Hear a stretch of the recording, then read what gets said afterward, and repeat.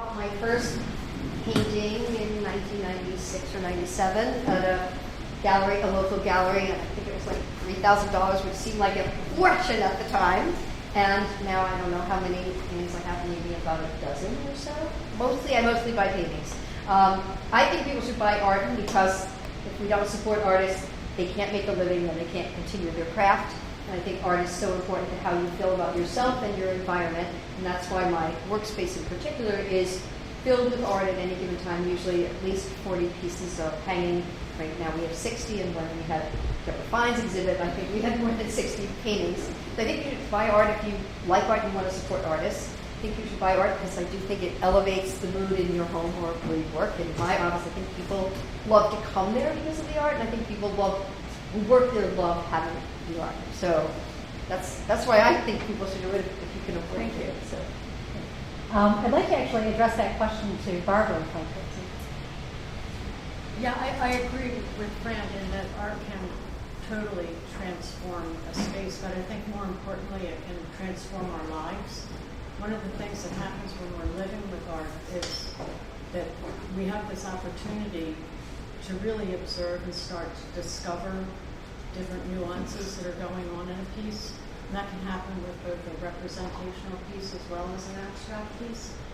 It's sort of contrary to this sort of instantaneous visual culture that's filled with, icons that come flashing across our screen every day that we sort of mentally tag and then discard.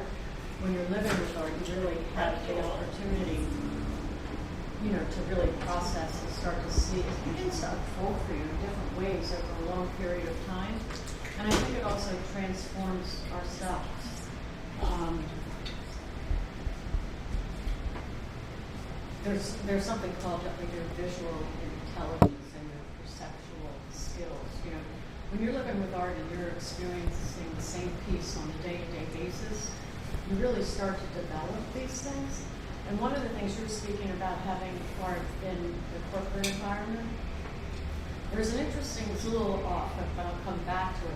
There was an interesting study done at Yale a number of years ago where they had all the medical residents take this course where they had to go to a gallery. All of the tags and the pieces of artwork in the gallery were covered up.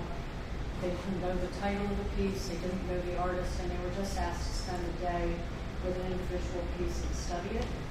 And at the end, then they all got together and they told their stories of what they thought that artwork happened to be about. And what they found after a period of time with these medical residents was that they were really more able to identify things that were going on with their patients because they had sort of enhanced these perceptual skills.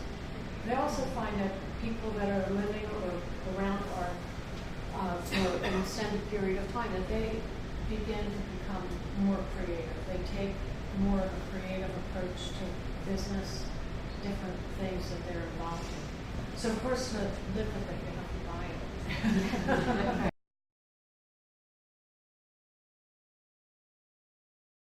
It's an interesting distinction.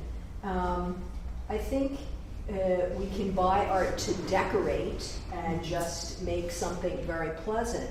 But I think I would agree with Fran and Barbara that something to collect is something that you want to have in your life constantly. And you also want to develop a broader sense of art if you're collecting in depth rather than just simply buying something so there's a pretty bit of color on the wall.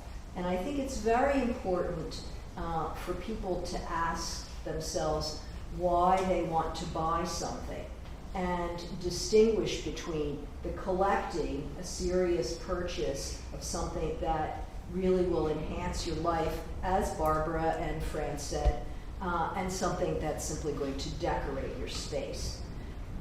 A work of art that you collect can actually decorate and enhance, but it goes deeper.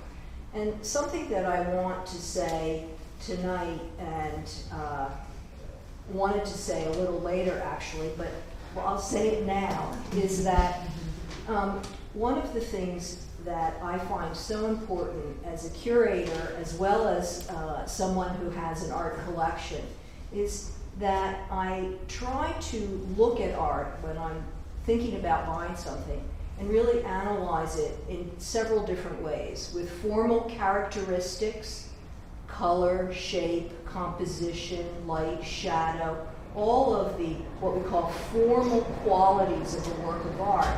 But then for me, what is very important is then what's the subject matter of something? What are the themes in a work of art? And then what are the metaphors and meanings that I understand from this work of art?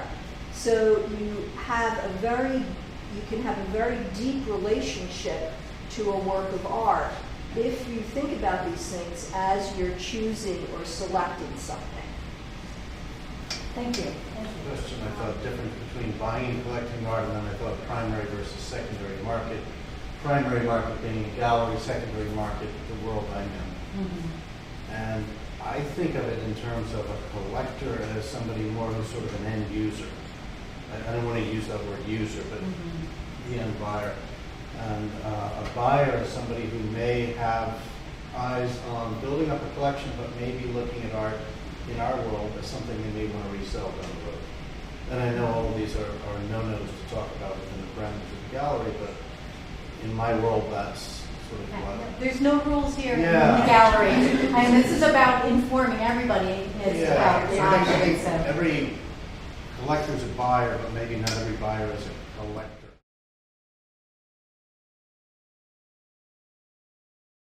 It really depends upon your final goal and what your intention is as to whether you stick with one type of genre or one artist or you do a more eclectic range.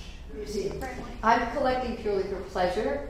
If it makes me feel wonderful to have it in my space, whether it's my home or my office, I buy it. And what usually happens to me, the first painting I bought was a Bill Scott. I don't know if people know Bill Scott, but I actually own 3 or 4 Bill Scotts at this point, but that's because I love Bill Scott paintings, not because I'm trying to amass a Bill Scott collection. I own 3 pieces from Deborah as well. Mm-hmm. So basically what I do is, especially when I have my shows, our office is open as a gallery. We have shows 6 months long. We often have 40 to 60 pieces. Mm-hmm. I will usually know pretty early on if there's a particular piece from the first moment they go up on the walls. Mm-hmm. I will often know this, I want this, I'm going to probably buy this piece. Sometimes I have to live with it for 6 months before I know what I want. But there's often a piece that I can't see leave. Mm-hmm. And so if I feel strongly about it, that I don't want it to leave, if I have it for 6 months and I want to keep it, if I can afford it, then I'll probably buy it. But it's purely, does it make me feel good? That's my.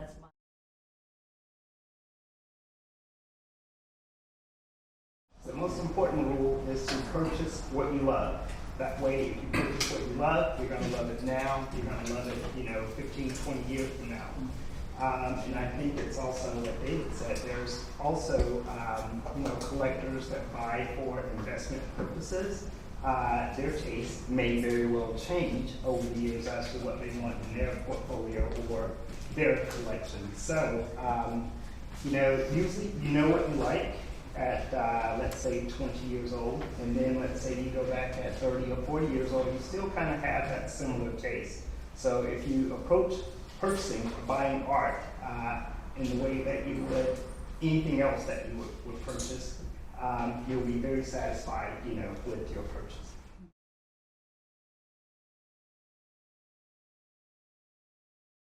I was thinking about this question as I was preparing for tonight, and I thought there are probably 4 different arenas in which we think about investment. Investment for a lot of buyers today is as an asset class. In other words, along with stocks, bonds, gold, they want to buy something that will very quickly, often, accelerate and increase in value. And I think that there are people that I know in New York who go into a gallery, they buy what they think is going to go up in the next 2 or 3 years. They never take possession of the work of art, and they send it right to their storage locker at Mana, Contemporary, or Crozier Fine Arts. And it's simply so that they can turn that work around in several years. That's literally thinking of art as an investment class. And it's not something that I encourage or want to do, but for people who have a lot of money, they are able to do something like that, and it's what they want to do.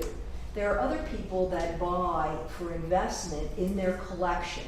Some people really want to build up a collection that's going to be nationally and internationally known, and so they buy works that will enhance the kind of collection that they've developed, whether it's 19th century paintings or sculpture, whether it's the most avant-garde contemporary art.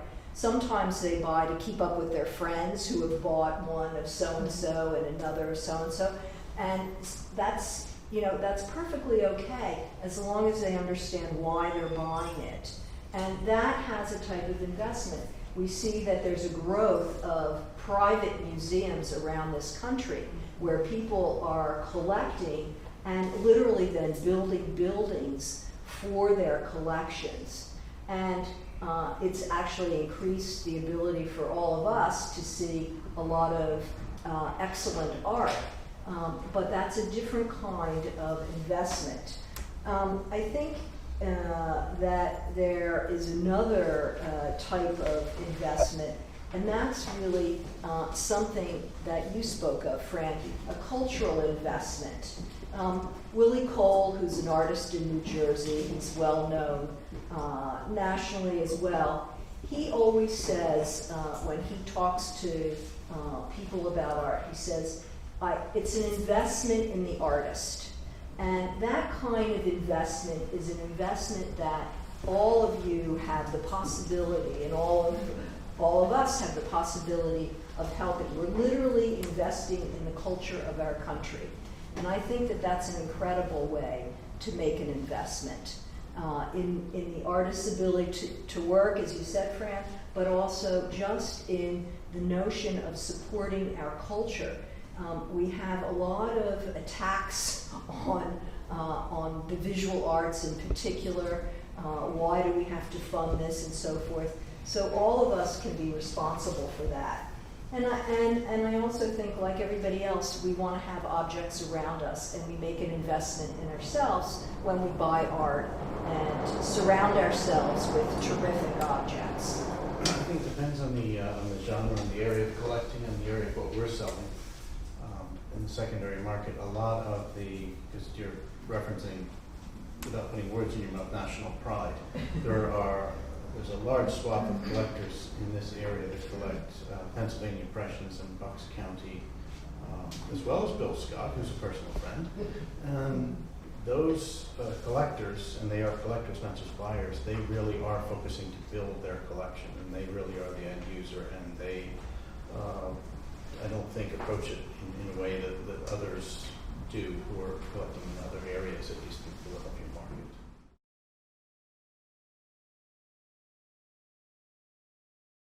Well, I mean, a different way of phrasing that, I think, without putting words in your mouth. Two works by the same artist, one signed, one's unsigned, what's the difference in value? Right. 30%, 40%, I mean, it's huge. Yeah. It's really huge, even though, you could maybe not such a wide swath and difference if the unsigned had a label on the back from a great gallery in Philadelphia or Bond Street or Madison Avenue or something, but it's huge because it becomes a sort of prove to me that this person did this, even though we know the provenance of it.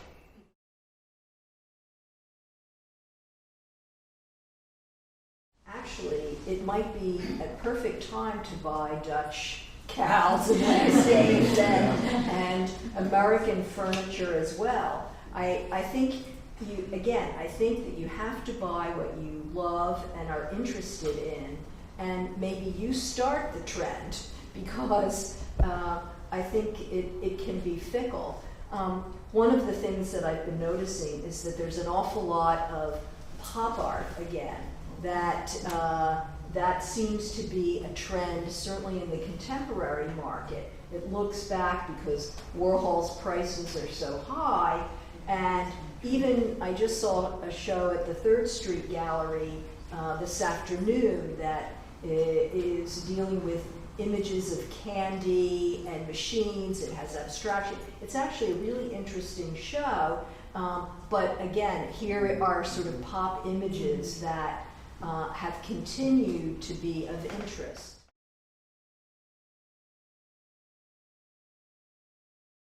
We're talking about an artist takes a plate, in this case it's a zinc plate, and etches an image on that plate, and can change that image, etch it many times, inks it, pulls the image off of the plate using an etching press, and can keep working on this until they get a satisfactory image and they decide, yes, this is the image I want.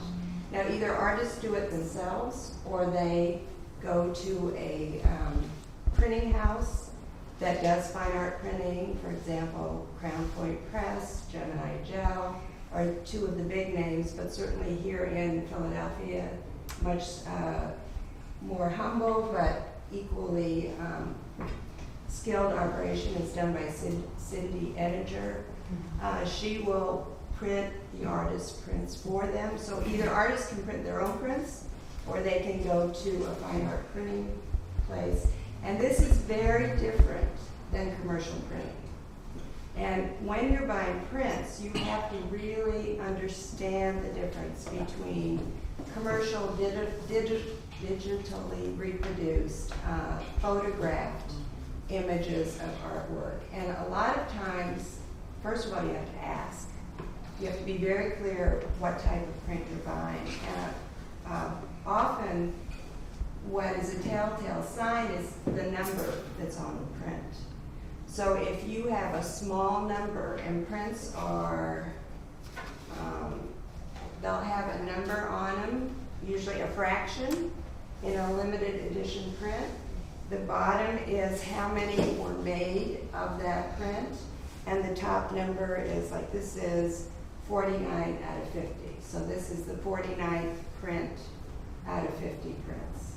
So the smaller the number, like 50 is a small edition, the more valuable the impression. If you see prints that have a number of 2,000, for example, on the bottom, it's pretty clear that that's a commercially reproduced image and not a fine art print.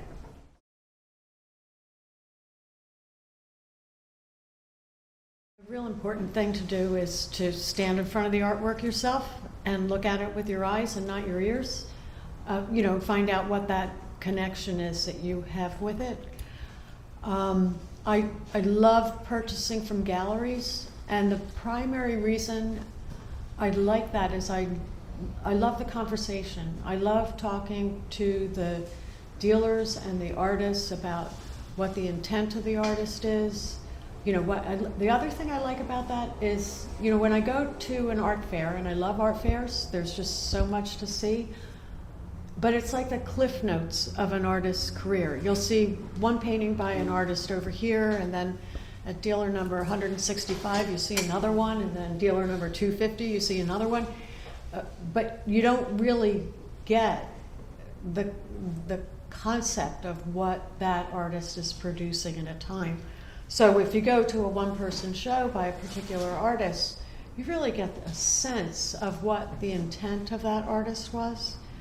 And then you can also have that opportunity for the conversation.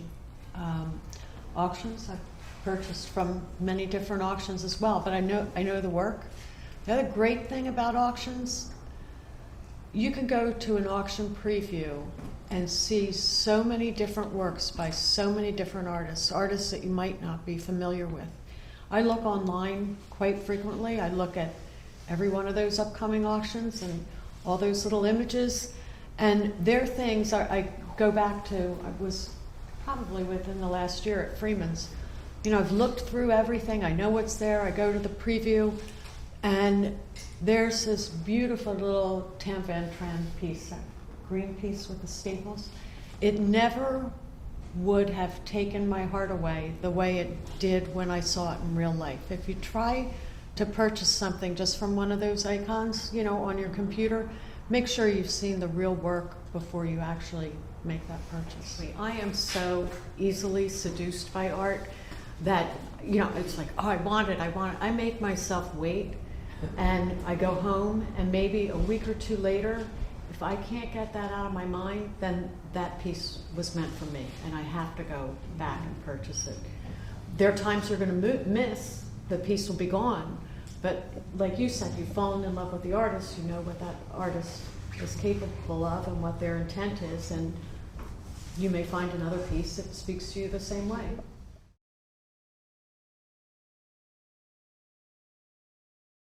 You have to remember the art is not returnable. So if you think that this piece is going to look fabulous over your mantle and get it home and it doesn't fit, you know, you've got to think of another place to put it because it's not going to come back. I recently read this sort of formula, which I don't go by formulas at all when I'm hanging, but if you measure your wall space, your available wall space, and multiply by 0.57, that will give you your ideal scale of a picture, or, you know, two-dimensional piece for the wall. Sometimes I go a little bit, you know, bigger than that. Sometimes I'll cluster things that are smaller. But, you know, I guess that primary, make sure that you have some place to put it, unless you believe you're going to put it in storage for a while until you move and find, you know, another location for that piece.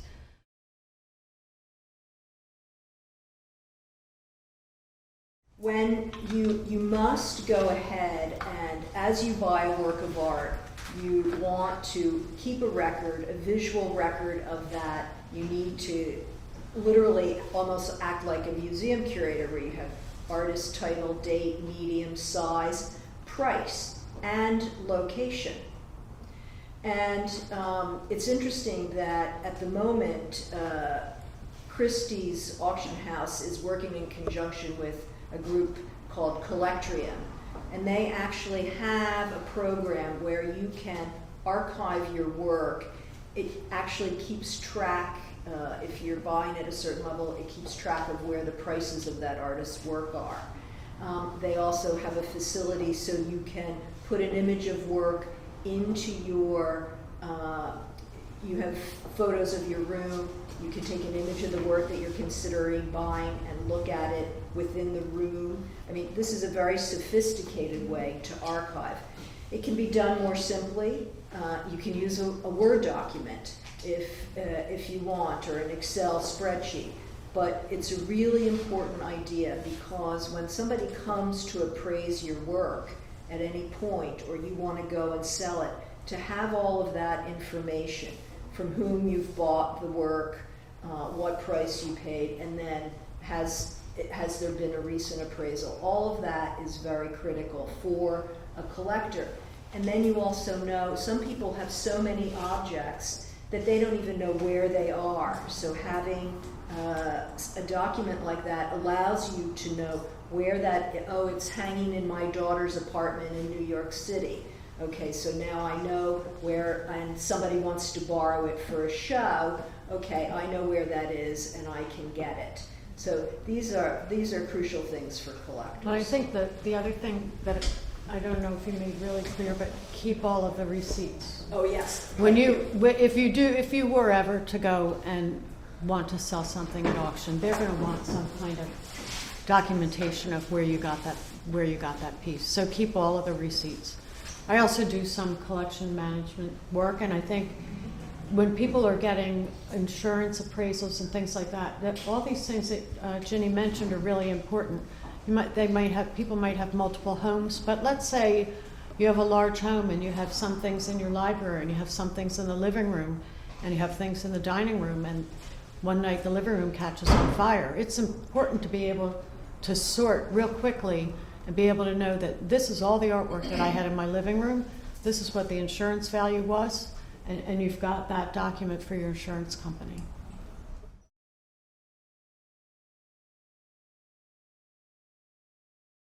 The most important question for the collector would be, what distinguishes this artist from the next artist? So it kind of goes back to where you want to look at the bio, the CV, the exhibition history. All of those important things will help you make a decision when you're a collector for